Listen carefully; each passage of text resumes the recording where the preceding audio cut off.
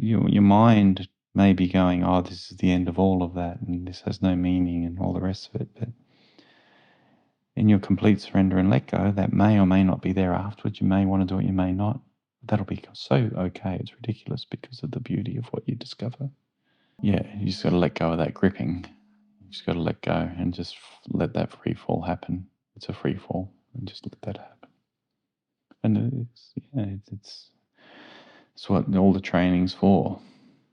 All this let go talk and this, the practice is all the way through your psyche back to this moment, right? The letting go, the surrendering, that learning to be comfortable with uncomfortableness, so that you can make that final fall. In the Dhamma and the Holy Christian would say, jumping off the abyss, off the cliff, trusting that, having the ability to do that.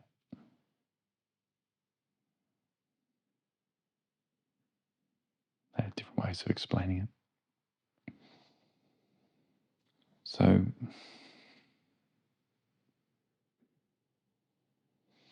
yeah, to let go, and so the struggle and the darkness and the reactiveness that you're experiencing is the death throes of the mind.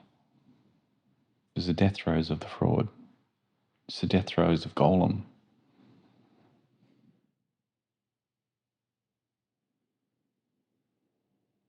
That's been stealing the whole time, but it was also necessary for consciousness to come out, experience everything, and then come back in again. That mechanism was the requirement.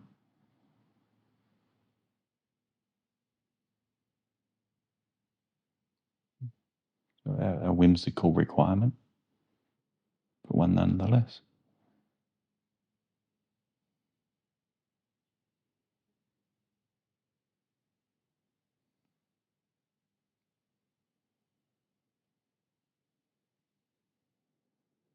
So it really is a matter of just really, this is where your trust gets tested.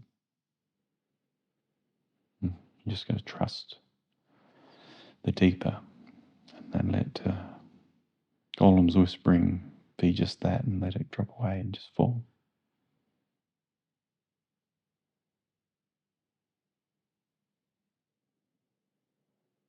But in that falling, you're held by something. So, and that trust it's like the final boss in a way. In a kind of Bruce Lee movie. When you trust your skills and trust the truth deep enough, you get to see the final revelation of the vastness of what you are.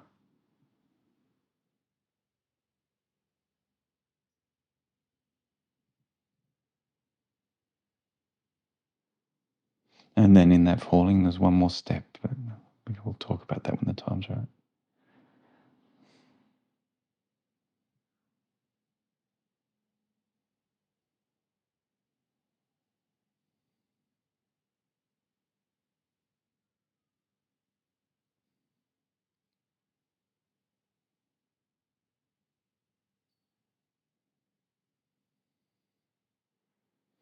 So, you're an author and you've got books and you've got books on the way and you've got this going on and that going on.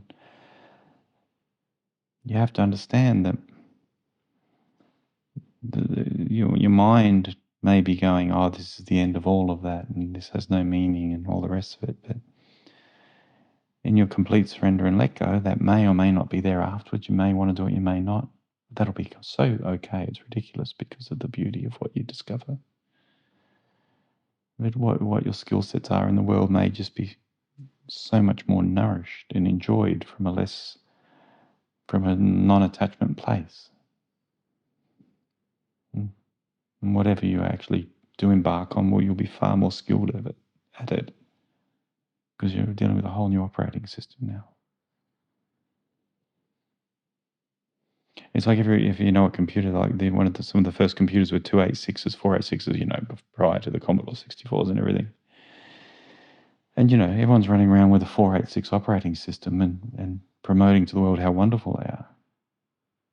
It's a broken, busted ass operating system everyone's competing with. even the scientists.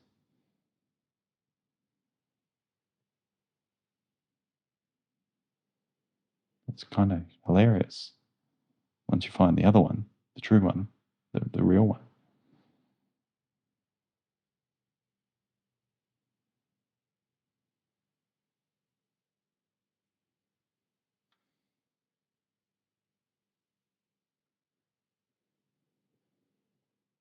And yeah, too many words are probably not ideal. Other than just you've got to, my opinion, trust and really let go, let that debris float away and fall into space. Yeah, with no reference points, no attachments, just pure isness.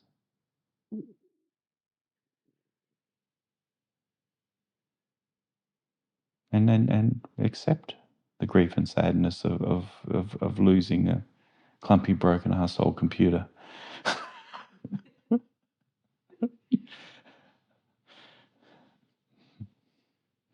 Let it drift away. Just thank you for the ride. Bye bye.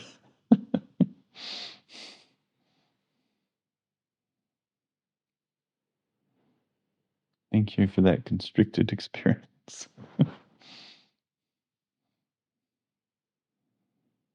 So I can really appreciate the awareness I am.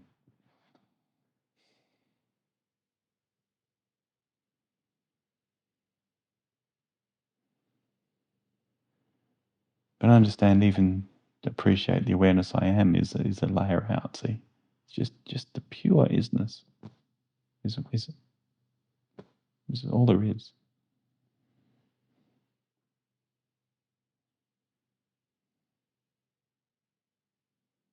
Silent, still, vibratingly alive, incredibly alive.